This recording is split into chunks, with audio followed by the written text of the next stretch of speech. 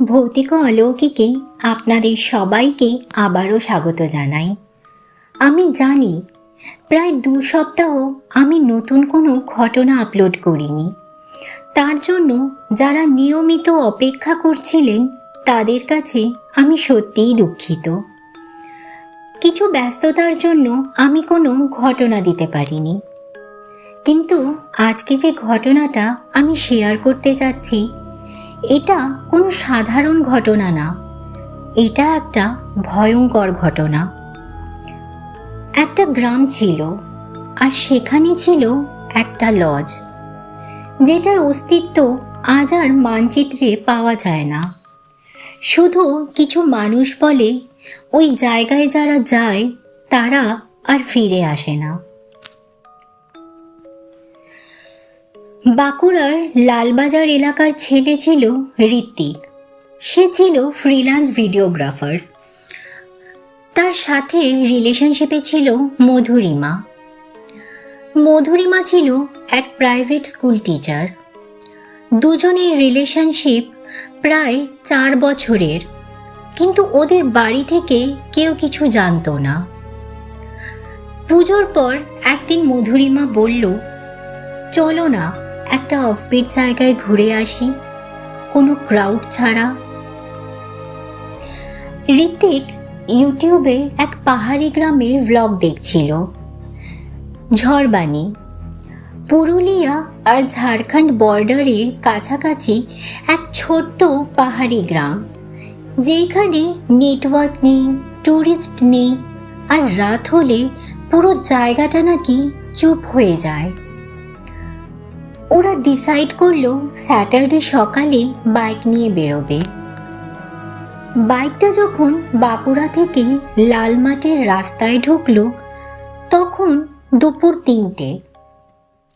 চারিদিকে শাল আর পিয়াল গাছ, পাহাড়ের নিচে মিষ্টি হাওয়া।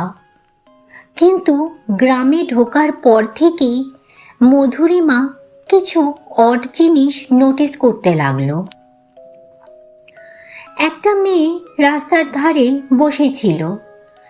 ওরা বাইক নিয়ে পাস করতে সে মাথা তুলে শুধু একবার তাকালো, তারপর আস্তে আস্তে বলল, সূর্য ডোবার আগে ফিরে যান। ঋত্বিক হেসে বলল, গ্রামের লোকেরা এমনি এইসব বলে। কিন্তু মধুরিমার মনে হালকা অস্বস্তি ঢুকে গেল।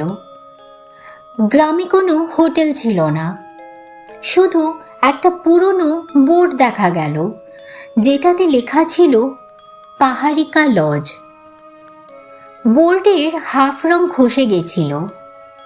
লজটা দেখেই মনে হচ্ছিল 80s কোনো বিল্ডিং। লজে 2টো ফ্লোর, ভিজে যাওয়া দেওয়াল, বারান্দাতে ঝুলছে একটা হলুদ বাল্ব। দরজা খুলে বের হলো এক লম্বা রোগা লোক। রুম লাগবে? লোকটার নাম হারাধন মুর্মু। তার চোখ দুটো অস্বাভাবিক রকম শান্ত। তার পিছনে দাঁড়িয়েছিল তার মেয়ে কোয়েল। মেয়েটার বয়স 22-23 হবে, কিন্তু চোখ দুটো ছিল অদ্ভুত, যেন ঘুমের মধ্যেও তাকিয়ে আছে।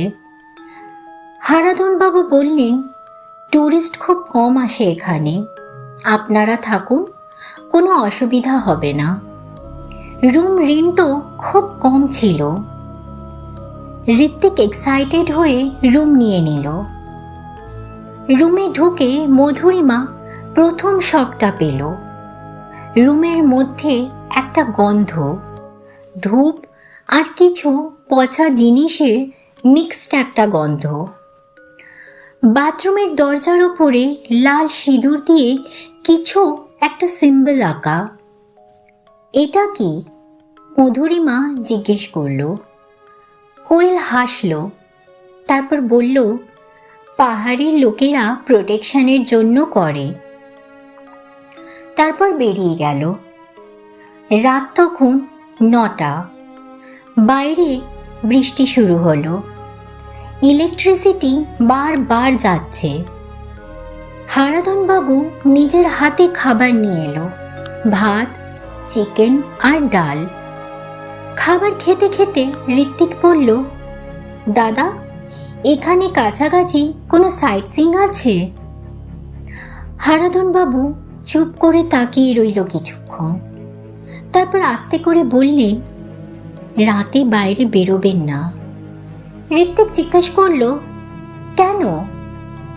হারাধন বাবু বললেন, পাহাড় সবসময় মানুষকে ফিরিয়ে দেয় না। হঠাৎ রাত 12টায় মধুরিমা ঘুম থেকে উঠে বসে পড়ল। করিডোর থেকে পায়ের আওয়াজ আসছে, যেন কেউ খালি পায়ে হেঁটে যাচ্ছে। ঋত্বিক তখন গভীর ঘুমে। মধুরিমা দরজার নিচ দিয়ে একটা ছায়া যেতে দেখল। তারপর একটা মেয়ের হাসির আওয়াজ। মধুরিমা আস্তে করে দরজা খুলল। করিডোর পুরো অন্ধকার, শুধু দূরে একটা লাল আলো জ্বলছে। তখনই ধাম করে একটা জোরে আওয়াজ এলো। তার পাশের রুমের দরজা নিজের থেকে বন্ধ হয়ে গেল। মধুরিমা চমকে উঠল। তারপর সে দেখল করিডোরের শেষে কোয়েল দাঁড়িয়ে আছে, মাথা নিচু করে আর সব চুল মুখ ঢাকা। সে বলল, দিদি, নিচে আসুন। মধুরিমা নিচে নামতে নামতে দেখল পুরো লজটা চুপ, কিন্তু নিচে স্টোররুমের দিক থেকে মন্ত্র পড়ার আওয়াজ আসছে। সে আস্তে করে দরজার ফাঁক দিয়ে তাকালো। তারপর যেইটা সে দেখল, সেইটা দেখেই তার রক্ত ঠান্ডা হয়ে গেল।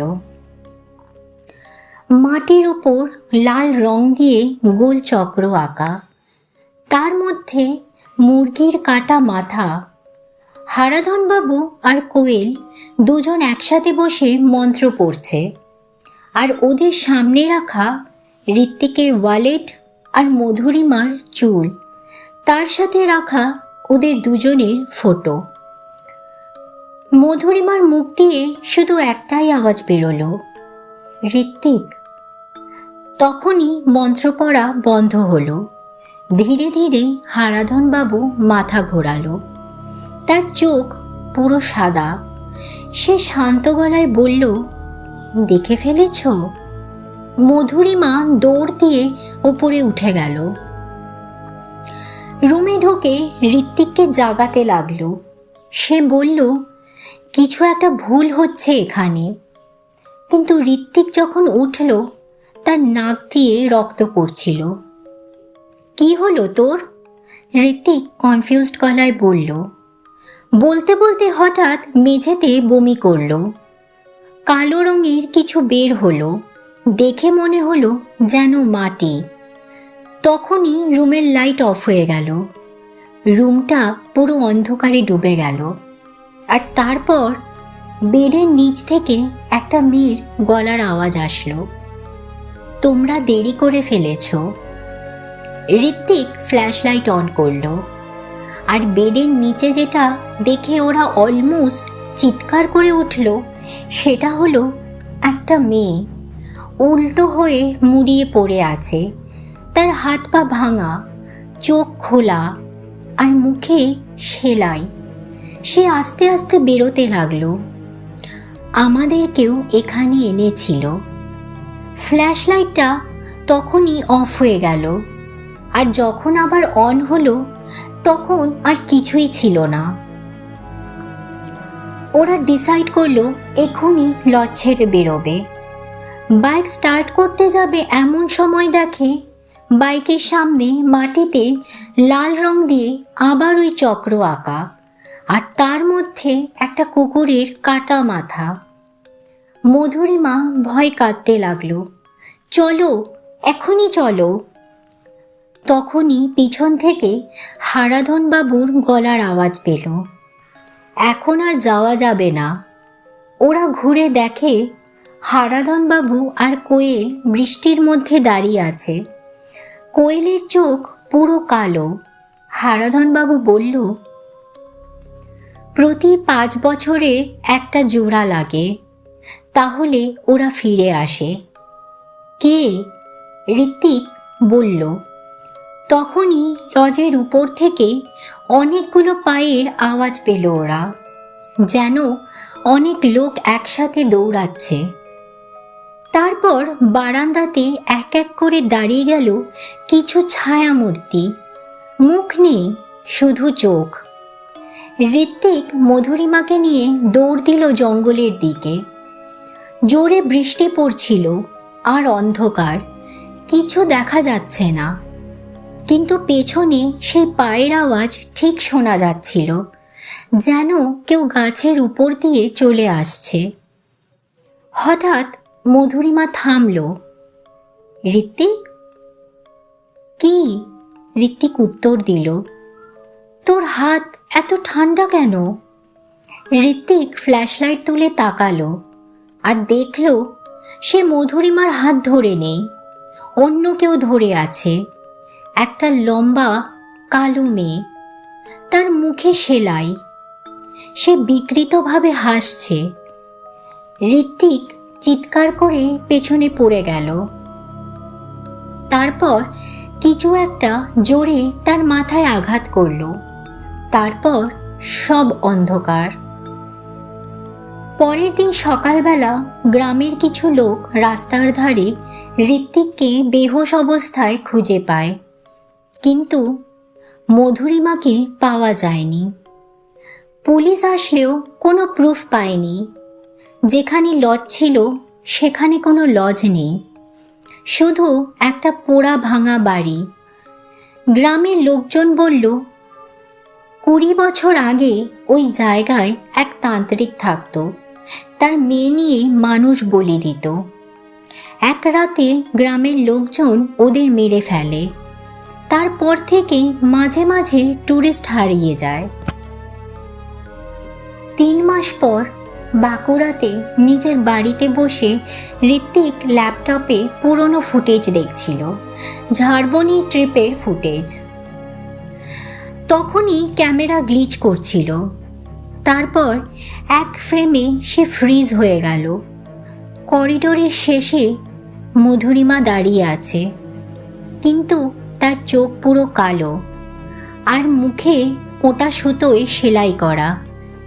ভিডিওর শেষে একটা কথা শোনা গেল, ঋত্বিক, আমি এখনো ওই লজে আছি।